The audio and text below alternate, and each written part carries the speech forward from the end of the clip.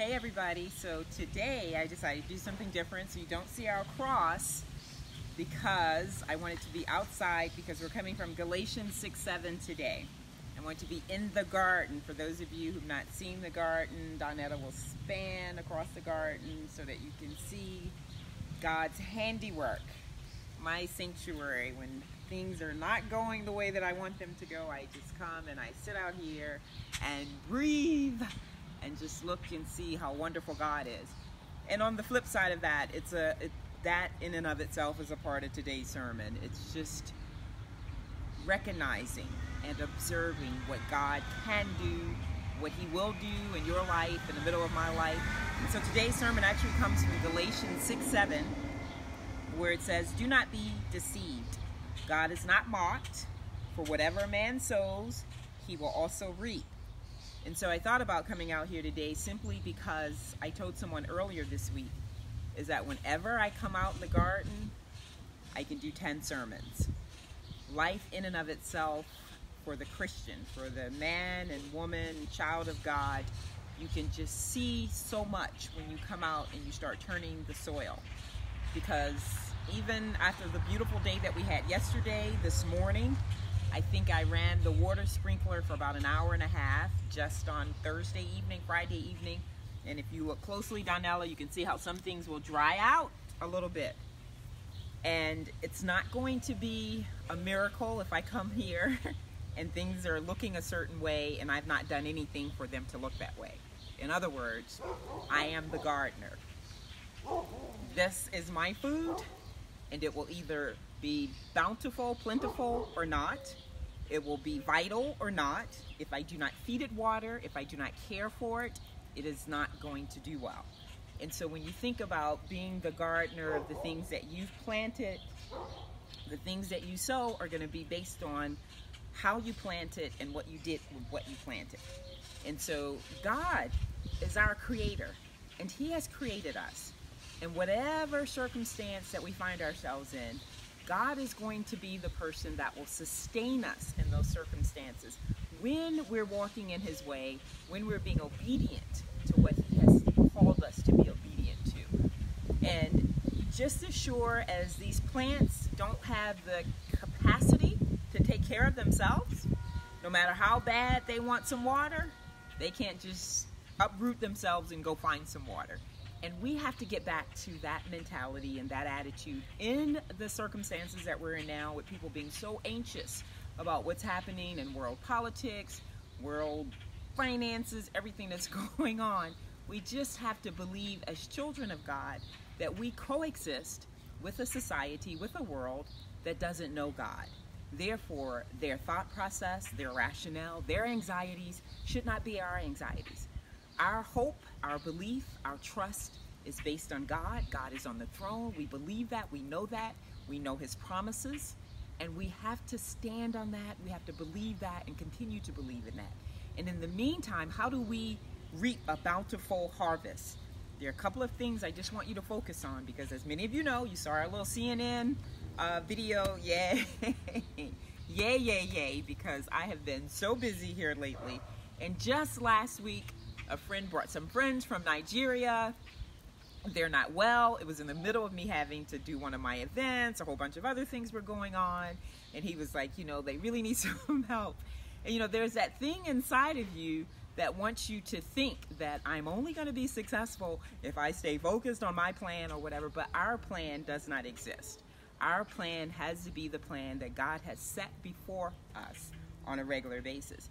And the way that we reap that bountiful harvest is to always seek the opportunity to do well. And so when someone comes to you, if you're in a position to help them, it's going to be predicated on the gift or the talent that God has given us. And so we're to use that gift or that talent, not at our discretion, but as God will set forth for us. And what does that look like, and what does that mean? That means when people come to us, because God is the person that is responsible for those opportunities, whether they're going to work in your favor or for the well-being and favor of someone else, to take advantage of that. So we always seek an opportunity to do good. And when we seek those opportunities to do good, we have to know that we're doing what God would have us to do. He always wants people to feel loved. And we're to do that for our fellow man, those that are believers, those that are not believers. And so we do that, and we just keep trusting that God will take care of all of that other stuff that we think that we have to get done. And then also, what we want to do is always realize that whatever it is that we do, it's not about us, but that we give God the glory in that. When we give God the glory in the things that we've done, then God gets recognized, and then others will find their ways to God. So this week has been a challenge on two ends. I've seen the greatness. I just keep telling people the things that God is doing in my life are just so awesome, and it's all because I just keep saying that I can't get anything done. Those things that I think I should be doing, those things that I know I should be doing in terms of the business world. The opportunity is just not there because there's so many people that are sick. As I said in the interview, we're in a different kind of war right now. With all of the deaths that people face every single year, we've never had those kind of deaths in any war. The deaths that people are facing based on cancer, obesity, heart disease, it's wiping us out. And at some point, the church has to sit down and have a conversation about what we need to start doing differently. Families need to get serious about their role in terms of preventive care. What do we need to do to start taking care of ourselves and stop depending on pharmaceutical therapy? Out of all of the pharmaceutical therapy, 42% of it is taken in by Americans. With the accessibility to fresh food and vegetables and exercise freedom and things like that, there's no way that we should be taking up that much of pharmaceutical therapy around the world. When you look at the kids in Thailand and other people that, you've been stuck in a cave for 2 weeks, my God, they're going to need some type of drugs when they come out of there just to get rehydrated, get their bodies back together. But in the circumstances that we live in America, we just need to start being a little bit organic about how we consume food and how we move our bodies. So we want to do that in the midst of seeking every opportunity to do good, because it will feel a bit overwhelming. The Bible says that we're not to grow weary in that. Paul's talking right here just before that. Don't grow weary in doing good. Sometimes it will look like people are even taking advantage of you at times. You just start to wonder, okay, do they not know that this is what I do for a business? Just don't grow weary of it. Always say that you do what you do for the glory of God, because people will recognize that. When you do something that's so loving and kind to someone, they're going to see that, and it's going to make them want to reciprocate. So the next person that comes along, the whole pay it forward thing, really takes place when you pour out and a person realizes that you're not being compensated for this, you're not getting your name put onto something because of this. All of these things go along. And then it reminds me of something I saw this morning. I was out running, and I have to get out early in order to go to church. So the sun was coming up on my way back in from my run. And as the sun was rising, it was so blinding that I couldn't see the path, but I knew the direction that I was going in. So I just had to continue forth in that. You know what I mean? And then I thought about it, and I says, we're supposed to be the light of the world. And if we are that kind of light, as the sunlight was rising this morning, we will be so blinding to the dark things that are going on around us that they won't be able to see their way in our path. You know what I mean? So if we are able to exhibit that light that the sun gives off in the morning, that God exhorts us to be the light of the world, then anybody that's trying to throw a fiery dart at you will miss, because if they're looking at that type of light, they'll be blinded by it. And so here's what's interesting as well. So as I'm getting closer to my destination, as I'm running along the path and I can't see anything because the sunlight is just blinding as it's raising in the morning, then I come under the viaduct, so the bridge that goes across the trail. And so as I'm approaching the bridge, then the bridge temporarily hides the light, the sunlight. And I says, wow, and this is what happens to us in the Christian community. A lot of times someone wants to block your light and that structure, depending on where you are. Some people feel like they need to sit in the pulpit, or they need to be on the front 2 rows, or they need to have their name on this ministry or that ministry.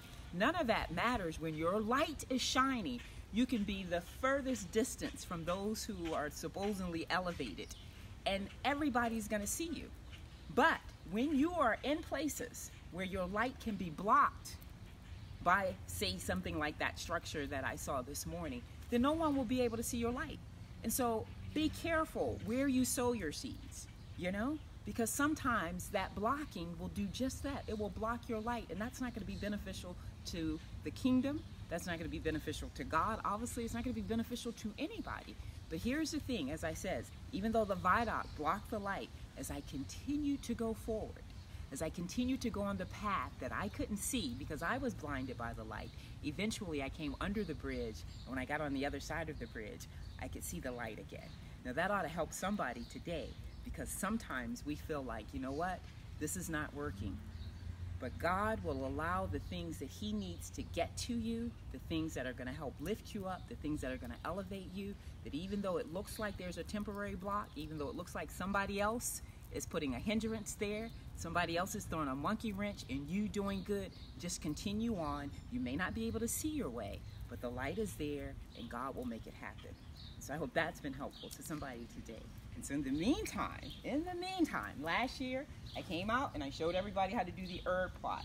And this whole herb plot came back from last year. We've got mint, we've got sorrel, we've got chocolate mint and lemon mint, we've got basil, we've got some peppers in there. This is something that comes back every year because the fertilizer is good, the foundation is good. That is what God wants of us. It's the harvest that keeps giving. And that's who we are, the children of God. We're to keep giving, and people will begin to expect that. Every year, I know in the spring, I can look out here and I can see that. And so as we talk about Donald Trump, as we talk about all these things, every day I just get so sick of people talking about all of these things that just don't matter.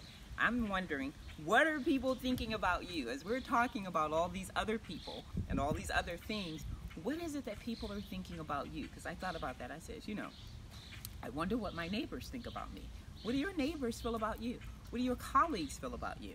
You know, can they be talking about you like we talk about Donald Trump in terms of someone that's not very truthful, in terms of someone that doesn't have any integrity, etc., whatever you believe. So what are people saying about you? So why don't we do that this week? Why don't we focus on what my reputation looks like, not what the reputation of the President of the United States looks like, not the reputation of what my pastor looks like, not the reputation of what my boss looks like, but what about your reputation?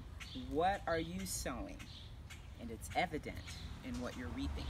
You see someone and it looks like great things are happening to them all along, then look and see at what their sow looks like. Because when you're sowing, you're going to reap that. I just told Donetta, and we thank you, Donetta, for doing the video today. I just showed, she said, what is this back here? So that's my watermelon patch. And so right now you don't see anything but those vines. In another week, I mean just in 2 weeks, they've grown out of control, and you see all the yellow flowers, and where you see the little yellow bulbs, that means that's going to be a watermelon. We got 28 watermelons out of there the year before last. And so that's going to continue to grow. It's no need in me going over there looking for watermelons right now. But I know where the yellow flowers are, the bloom is going to come. And in September, close to September, the end of August, there are going to be at least 20, 25 watermelons over there. And that's because I've already planted the seeds. And so it's no point in going and keep checking on it, keep checking on it, keep checking on it. And so God has planted those seeds in us, you know? And it doesn't matter what happens between now and August, if the flowers look a little dead or look a little whatever. The harvest is coming. The harvest is coming. And you and I have to believe in that and just stay positive. The harvest is coming. These are my cabbage leaves. I pull the cabbage leaves and I put them in my salads. But at the end of the summer, you'll see a big head of cabbage. The collard leaves, you can continue to pull them. The more I pull, if I come out and chop up some today, I just chopped up a whole bunch last week. And now they're more plentiful. So the more we pull, the greater the harvest is, you know? So the more you and I do good, the more God is going to give us the ability to have more good done. It just goes on and on and on and on and on and on and on again.